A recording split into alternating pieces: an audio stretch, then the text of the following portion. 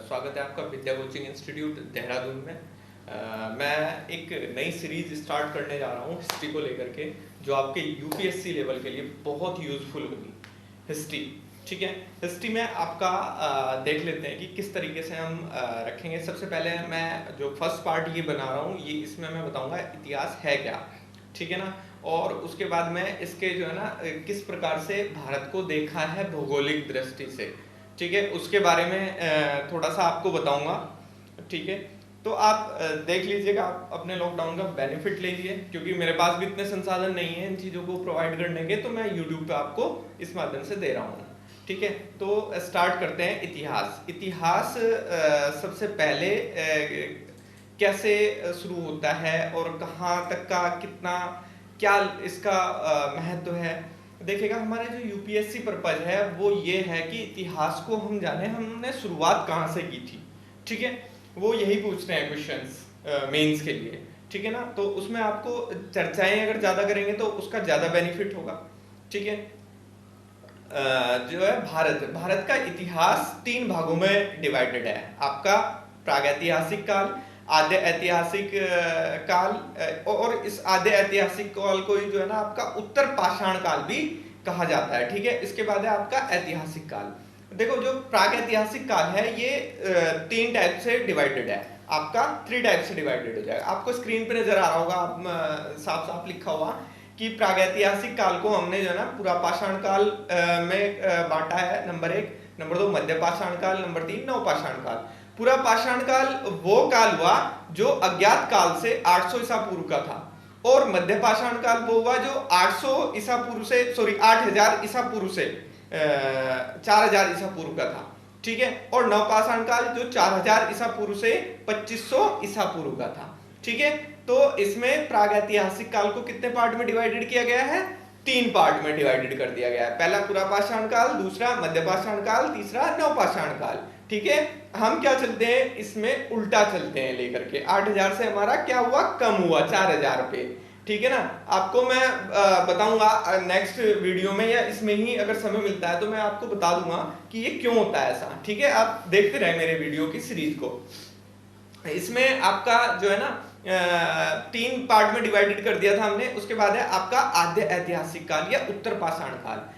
जो पाषाण मतलब हो गया पत्थरों से रिलेटेड, जिसमें हमें पत्थरों का प्रयोग करना आ गया था। उसमें जो है ना आपका जैसे 2 पार्ट में डिवाइडेड हुआ था। एक तो सिंधु घाटी की सभ्यता, इंडस सिविलाइजेशन बोलते हैं, ठीक है। इंग्लिश वाले बच्चे ये ना समझे कि जो इंग्लिश मीडियम से पढ़े हैं कि उनको समझ नहीं आएगा या उनको वो जानते नहीं है। वो सब चीजें जानते हैं, एक्चुअली एक बार पढ़ने की आपको आवश्यकता होती है, ठीक है। इसमें सबसे पहले है आपका सिंधु घाटी की सभ्यता। सिंधु घाटी की सभ्यता 2500 से 1500 ईसा पूर्व की है, ठीक है।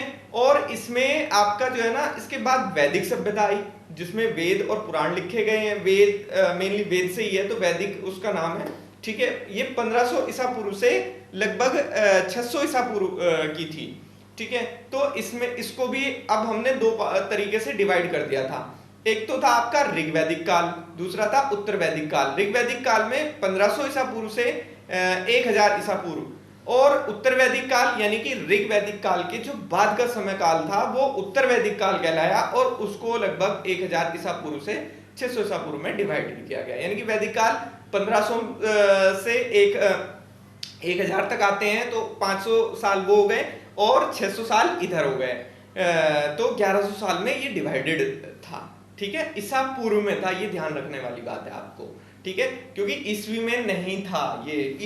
ईस्वी का भी मैं बताऊंगा आपको।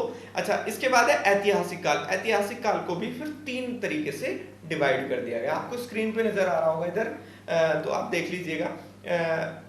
प्राचीन भारत का इतिहास नंबर 1, नंबर 2 मध्यकालीन भारत का इतिहास, नंबर 3 आधुनिक भारत का इतिहास। क्योंकि भारत का इतिहास पढ़ा रहा हूं तो भारत के इतिहास के बारे में बात होगी। तो प्राचीन, प्राचीन का मतलब था जो 600 ईसा पूर्व से लगभग 712 ईस्वी तक रहा।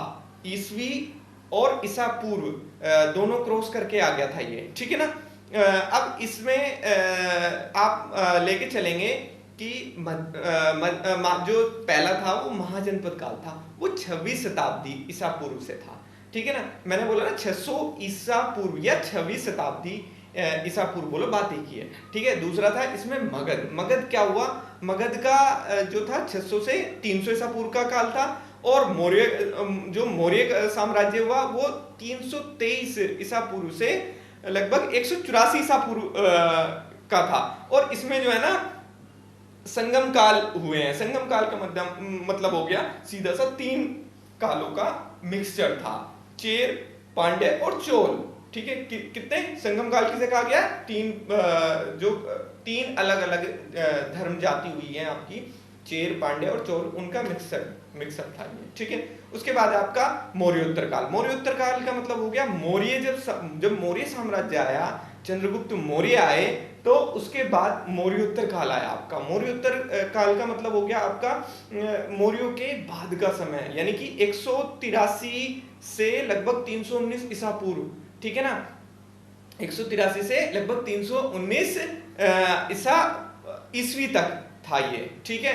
और उसके बाद गुप्त साम्राज्य आया। वो गुप्त साम्राज्य था 319 ईस्वी से लगभग 550 ईस्वी तक, ठीक है। और उसके बाद आया आपका हर्षवर्धन काल। हर्षवर्धन काल है आपका 606 ईस्वी से लगभग 647 ईस्वी तक। तो ये आपका जो है ना ईसा पूर्व से ईस्वी में कहां कन्वर्ट होता है, मौर्योत्तर काल में। 183 से 319 ईस्वी, वो ईसा पूर्व है 183, यानी लगभग आपके 117 साल वो हो गए, और 319 ये हो गए। तो इन दोनों को आप जोड़ दीजिए तो ये मौर्योत्तर काल का टाइम पीरियड आपको मिल जाएगा इससे, ठीक है। इसके बाद आता है आपका मध्यकालीन भारत का इतिहास। मध्यकालीन भारत का इतिहास किस तरीके से चला कि जो 712 ईस्वी से आपका जो 1707 ईस्वी तक का माना गया है, ये 2 पार्ट में डिवाइडेड था आपका। एक तो था पूर्व मध्यकालीन, यानी कि मध्यकाल का जो बिल्कुल मिडल पॉइंट था उसके पहले का, और एक उसके बाद का पार्ट था, ठीक है। जो पहला था 8 से 13वीं शताब्दी तक का रहा, ठीक है। इसमें आपके दक्कन और दक्षिण भारत, ठीक है। दक्कन में क्या रहा है आपका, सबसे पहले इसमें जो है ना उत्तर भारत आया। उत्तर भारत में क्या था कि पाल, सेन, प्रतिहार, राजपूत, चौहान और दिल्ली की सल्तनत जो हुई है वो उत्तर भारत में हुई है। उसके बाद आया दक्कन। दक्कन का मतलब चालुक्य और राष्ट्रकूट वंश आए इसमें, ठीक है। और तीसरे नंबर पे आया दक्षिण भारत। दक्षिण भारत में आए आपके चेर, चोल, पांड्य और पल्लव, ठीक है। और यही जो है ना संगम काल को आगे बढ़ा रहे थे, ठीक है। और उसके बाद आया आपका, जैसे ये तो था मध्यकालीन का भी पहला पार्ट। अब सेकंड पार्ट में क्या आया, उत्तर मध्यकालीन। उत्तर मध्यकालीन का मतलब हो गया 13वीं से 18वीं शताब्दी तक, ठीक है। अब लगभग 1707 तक की, ठीक है।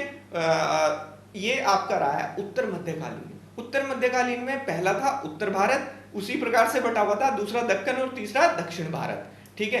तो इसमें पहला क्या हो गया, उत्तर भारत में राजपूत, दिल्ली, मुगल सल्तनत इत्यादि थे, ठीक है। और दक्कन में थे विजयनगर, बहमनी और मराठा साम्राज्य, ठीक है ना। और दक्षिण भारत में था आपका पांड्य और होयसल वंश, ठीक है। अब इसके बाद आपका आता है कि आधुनिक भारत का इतिहास कैसा रहा होगा। आधुनिक भारत का इतिहास, जब अंग्रेज लोग 1600 ईस्वी में यहाँ आए तो उन्होंने जिस प्रकार अपना साम्राज्य स्थापित किया भारत में आकर के, तो उसके बाद जो हमको देखने को मिलता है वो सारा का सारा आपका आधुनिक भारत के इतिहास में देखने को मिलता है। इसके बारे में डिटेल में मैं सब कुछ बताऊंगा आपको, इतना एकदम से नहीं बताया जा सकता एक वीडियो में। तो मैं सबसे पहले आपको लेके चलूंगा कि भौगोलिक स्थिति क्या रही होंगी उस समय भारत की, ठीक है ना। तो भौगोलिक स्थिति किस प्रकार से देखी गई होंगी, ठीक है, और क्या पृष्ठभूमि रही होगी इसकी, इस क्षेत्र की। तो आइए उसके बारे में थोड़ा सा मैं बता देता हूं आपको कि भौगोलिक पृष्ठभूमि को जो है ना आपका 4 तरीके से बांट दिया गया था। उत्तर का पर्वतीय प्रदेश, नंबर 1 तो था आपका उत्तर का पर्वतीय प्रदेश।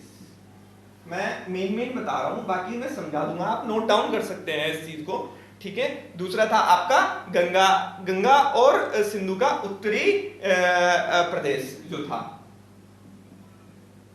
गंगा और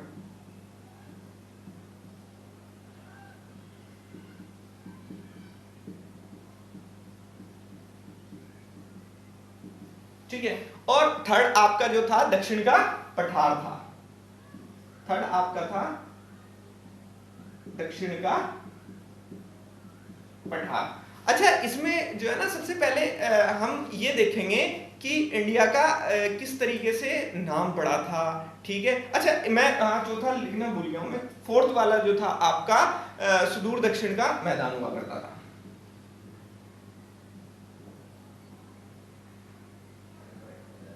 सुदूर दक्षिण का मैदान, ठीक है। अब इसमें मैं बता देता हूं आपको, ये था भौगोलिक दृष्टि से, भौगोलिक